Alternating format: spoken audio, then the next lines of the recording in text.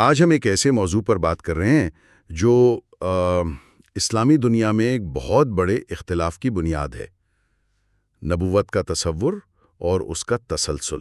جی ہاں، اور ہمارے پاس جو مواد ہے وہ اسلام کی مرکزی سوچ اور احمدیہ تحریک کے نظریات کا، آپ کہہ سکتی ہیں کہ ایک گہرائی سے جائزہ لیتا ہے۔ بالکل، یہ کہانی ایک لفظ خاتم کی تشریح سے شروع ہوتی ہے اور پھر ایک شخص کے دعووں سے گزرتی ہوئی آخرت کے تصورات تک جا پہنچتی ہے۔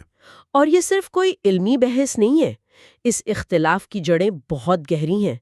ایک طرف تو مرکزی دھارے کے تمام مکاتب فکر ہیں، سنی، شیعہ، سب کا اتفاق ہے اس پر؟ جی، سب کا اس بات پر مکمل اتفاق ہے کہ پیغمبر اسلام صلی اللہ علیہ وآلہ وسلم کے بعد نبوت کا دروازہ ہر لحاظ سے بند ہو چکا ہے۔ ہمیشہ کے لیے۔ اور دوسری طرف احمدیہ تحریک کی قادیانی شاخ ہے، جن کا عقیدہ ہے کہ ان کے بانی مرزا غلام احمد پیغمبر اسلام صلی اللہ علیہ وآلہ وسلم کے ماتحت ایک نبی تھے، ایک ایسے نبی جو کوئی نئی شریعت نہیں لائے۔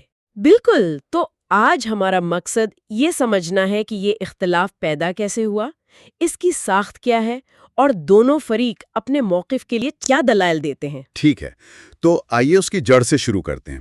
یہ سارا معاملہ قرآن کی ایک آیت سورۃ الاحزاب کی آیت 40 کے گرد گھومتا ہے، جس میں پیغمبر اسلام صلی اللہ علیہ وسلم کو خاتم النبیین کہا گیا ہے۔ جی، اور مرکزی دھارے کے نزدیک اس کا مطلب بہت واضح اور قطعی ہے۔ کیا مطلب ہے ان کے نزدیک؟ دیکھیں، ان کے لیے خاتم کا مطلب ہے مہر، ایک ایسی مہر جو کسی چیز کو بند کر دیں، یعنی اختتام، کاملیت۔ جیسے کسی خط پر مہر لگا دی جائے تو اس کے بعد اس میں کچھ شامل نہیں ہو سکتا۔ بالکل، یہی مثال ہے۔ ان کے مطابق یہ آیت نبوت کے سلسلے پر آخری مہر ہے، جس کے بعد کسی بھی قسم کے نبی کی کوئی گنجائش باقی نہیں رہتی، چاہے وہ نیا قانون لائے یا نہ لائے۔ جی، کسی بھی قسم کی۔ اور یہ صرف آج کی بات نہیں، ان کا موقف ہے کہ 1400 سال سے امت مسلمہ کا اسی پر اجماع رہا ہے، ایک متفقہ فیصلہ۔ ایک منٹ، یہاں روکتے ہیں۔ اگر مرکزی دھارے کے نزدیک مطلب اتنا واضح ہے تو پھر اختلاف کی گنجائش کہاں سے پیدا ہوئی؟ احمدیہ تحریک اس اصطلاح کو کس طرح دیکھتی ہے؟ یہاں بات بہت دلچسپ ہو جاتی ہے۔ وہ اس اصطلاح کو مسترد نہیں کرتے۔ اچھا؟ جی، وہ اس کی تشریح بالکل مختلف زاویے سے کرتے ہیں۔ ان کے مطابق خاتم کا مطلب آخری نہیں بلکہ مہر تصدیق یا افضلیت کی مہر ہے۔ اس کی کوئی مثال؟ مطلب یہ کیسے کام کرتا ہے؟ جیسے کوئی بادشاہ اپنی مہر کسی دستاویز پر لگا دے تو وہ مستند ہو جاتی ہے۔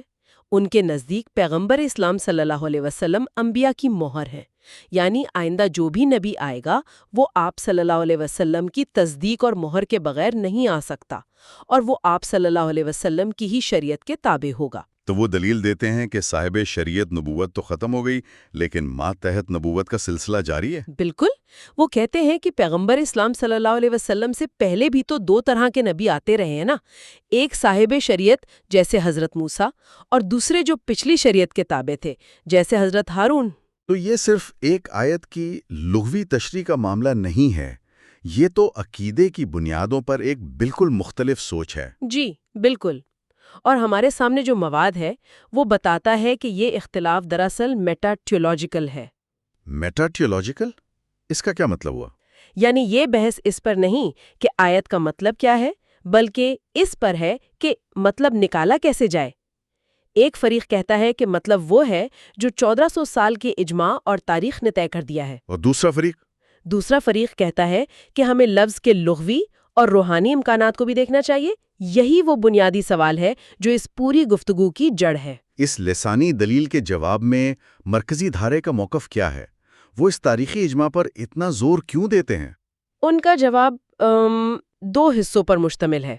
پہلا تو یہ کہ زبان میں ایک لفظ کے کئی معنی ہو سکتے ہیں، لیکن اس کا تعین سیاق و سباق سے ہوتا ہے اور تاریخی استعمال سے۔ جی، ان کے مطابق پیغمبر اسلام صلی اللہ علیہ وسلم کے دور سے لے کر آج تک مسلمانوں نے خاتم النبیین کا مطلب ہمیشہ نبوت کا خاتمہ ہی لیا ہے۔ لفظوں کی تشریح سے ہٹ کر ذرائع اس دعوے کی تاریخ کے بارے میں کیا بتاتے ہیں؟ کیا یہ نبوت کا دعویٰ شروع سے ہی واضح تھا؟ نہیں، اور یہیں پر یہ معاملہ مزید پیچیدہ ہو جاتا ہے۔ ذرائع کے مطابق مرزا غلام احمد کے دعووں کا سفر ایک سیدھی لکیر میں نہیں تھا، بلکہ یہ کئی مراحل سے گزرا۔ اچھا، کیا مراحل تھے وہ؟ پہلا مرحلہ جو تقریباً 1880 سے 1890 تک کا ہے وہ مصلح یا مجدد کا تھا۔ مجدد کا تصور تو اسلام میں بہت پرانا ہے، یعنی ایک روحانی مصلح جو دین کی تجدید کے لیے آتا ہے۔ جی بالکل، اس دور میں انہوں نے خود کو اسی حیثیت سے پیش کیا۔ ٹھیک ہے، تو شروعات ایک ریفارمر سے ہوئی، اس کے بعد کیا تبدیلی آئی؟ اگلا مرحلہ 1891 سے 1900 تک کا ذرائع کے مطابق ابہام کا دور تھا۔ اس میں دو بڑی باتیں ہوئیں۔ ایک، انہوں نے مسیح موعود اور امام مہدی ہونے کا دعویٰ کیا۔ اور دوسری اور زیادہ اہم بات یہ ہے کہ اسی عرصے میں انہوں نے نبوت کا واضح طور پر انکار کیا۔ مثلاً ان کی 1891 کی ایک تحریر کا حوالہ دیا جاتا ہے جس میں وہ لکھتے ہیں، میں نبی ہونے کا دعویٰ نہیں کرتا۔ ایک منٹ، وہ کہتے ہیں کہ نبوت کا تکنیکی مفہوم محمد صلی اللہ علیہ وسلم پر ختم ہو چکا ہے۔ جی، اس طرح کی کئی تحریریں اس دور سے ملتی ہیں۔ یہ تو بہت بڑا تضاد لگتا ہے، ایک طرف مسیح ہونے کا دعویٰ جو خود ایک پیغمبر تھے، اور دوسری طرف نبوت کا صاف انکار۔ یہ ابہام کب اور کیسے صاف ہوا؟ جی، تیسرا اور آخری مرحلہ 1901 کے بعد شروع ہوتا ہے، جسے واضح دعوے کا دور کہا جا سکتا ہے۔ اچھا، 1901 میں انہوں نے ایک تحریر شائع کی، ایک غلطی کا ازالہ۔ اس میں انہوں نے پہلی بار واضح طور پر خود کو ذلی نبی قرار دیا۔ ذلی نبی یعنی پیغمبر اسلام صلی اللہ علیہ وسلم کے سائے میں یا ان کے ماتحت ایک نبی؟ بالکل۔ تو اس پہلے والے انکار کا کیا ہوا؟ احمدیہ تحریک اس تضاد کی وضاحت کیسے کرتی ہے؟ ان کا نقطہ نظر یہ ہے کہ یہ تضاد نہیں بلکہ دعوے کی بتدریج وضاحت ہے۔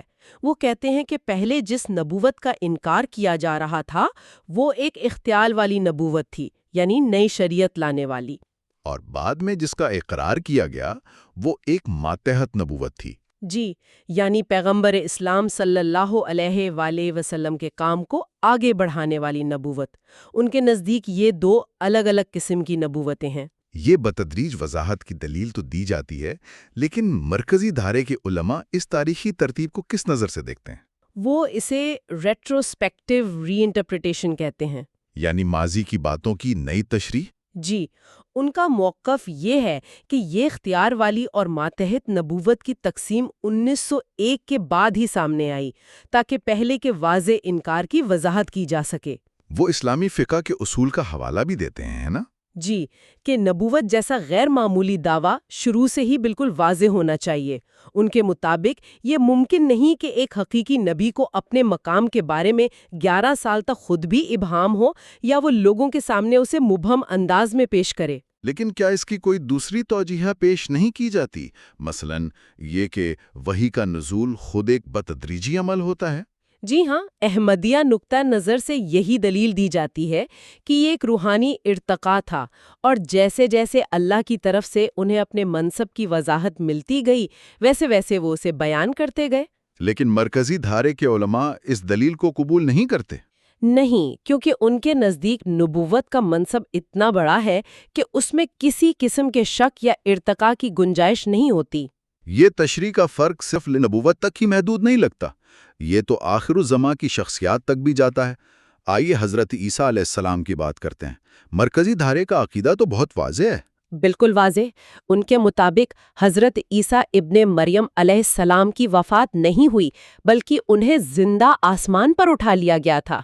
اور وہ قیامت کے قریب جسمانی طور پر دنیا میں واپس آئیں گے۔ جی، اور احادیث میں اس کی بہت تفصیلی نشانیاں بھی ہیں، جیسے دمشق کے سفید مینار پر ان کا نزول، دجال کو قتل کرنا، یہ سب ٹھوس مادی واقعات ہیں۔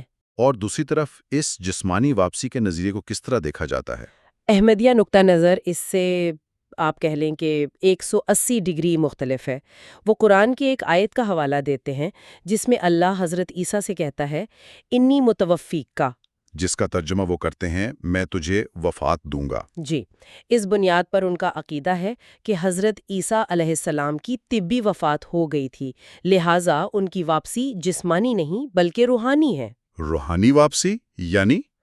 ان کے نزدیک مرزا غلام احمد نے اس دور کے لیے حضرت عیسیٰ کی روحانی حیثیت میں آنا تھا، بالکل اسی طرح جیسے یحییٰ علیہ السلام کو ایلیا کی روحانی واپسی قرار دیا گیا تھا۔ اور امام مہدی کے بارے میں کیا نظریات ہیں؟ کیا وہاں بھی یہی روحانی بمقابلہ لغوی تشریح کا نمونہ نظر آتا ہے؟ جی ہاں، بالکل یہی نمونہ وہاں بھی ہے۔ مرکزی دھارے کی احادیث کے مطابق امام مہدی کی مخصوص جسمانی اور خاندانی نشانیاں ہیں، جیسے کہ وہ پیغمبر اسلام صلی اللہ علیہ وآلہ وسلم کی نسل سے ہوں گے، جی ان کا نام محمد ہوگا۔ جی، اور وہ ایک سیاسی اور عسکری رہنما کے طور پر زمین کو انصاف سے بھر دیں گے۔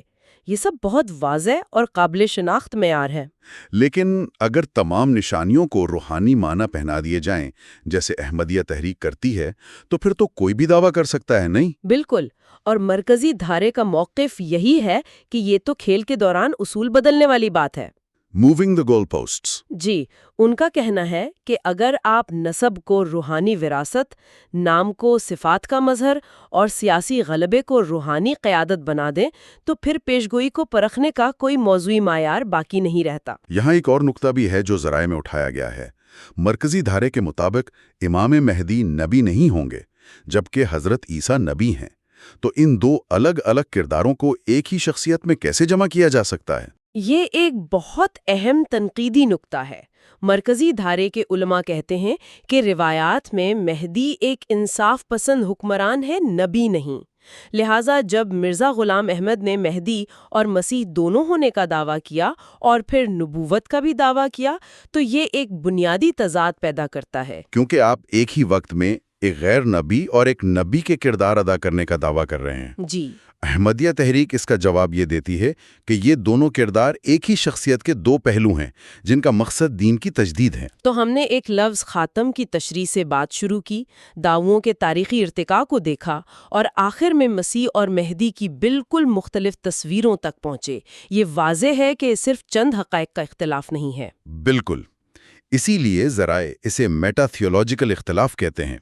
یہ صرف اس بات پر نہیں کہ کتاب کیا کہتی ہے، بلکہ اس بات پر ہے کہ کتاب کو پڑھا کیسے جائے۔ یعنی ایک طرف لغوی معنی، تاریخی تسلسل اور اجماع پر زور ہے، اور دوسری طرف روحانی تشریح، استعاراتی معنی اور بتدریج وحی کے تصور کو اہمیت دی جاتی ہے۔ یہ سوچ کے دو بالکل مختلف نظام ہیں جو ایک ہی متن سے شروع ہو کر بالکل مختلف نتائج پر پہنچتے ہیں۔ آج کی اس گفتگو میں ہم نے اسلام کی مرکزی دھارے اور احمدیہ تحریک کے درمیان نبوت اور آخر و زمان کی شخصیات کے بارے میں موجود گہرے اختلافات کا جائزہ لیا۔ یہ ایک انتہائی پیچیدہ اور حساس موضوع ہے۔ جی، اور ذرائع بھی اسی نتیجے پر پہنچتے ہیں کہ یہ ایک ناقابل مصالحت اختلاف ہے، کیونکہ جب تک تشریح کے بنیادی اصولوں پر اتفاق نہ ہو تب تک دلائل کی بنیاد پر کسی نتیجے پر پہنچنا تقریباً ناممکن ہے۔ اور یہ ہمارے لیے غور و فکر کا ایک اہم سوال چھوڑ جاتا ہے۔ جی، کہ جب دو گروہ ایک ہی بنیادی متن سے خلوص نیت کے ساتھ استدلال کرتے ہیں لیکن تشریح کے بالکل مختلف فریم ورک کی وجہ سے متضاد نتائج پر پہنچتے ہیں تو ان کے درمیان بامانی مکالمہ کیسے ممکن ہو سکتا ہے؟ یہ سوال اس بارے میں نہیں ہے کہ کون صحیح ہے یا کون غلط، بلکہ یہ خود مذہبی سچائی کی نوعیت اور انسانی فہم کی حدود کے بارے میں ایک گہرا سوال ہے۔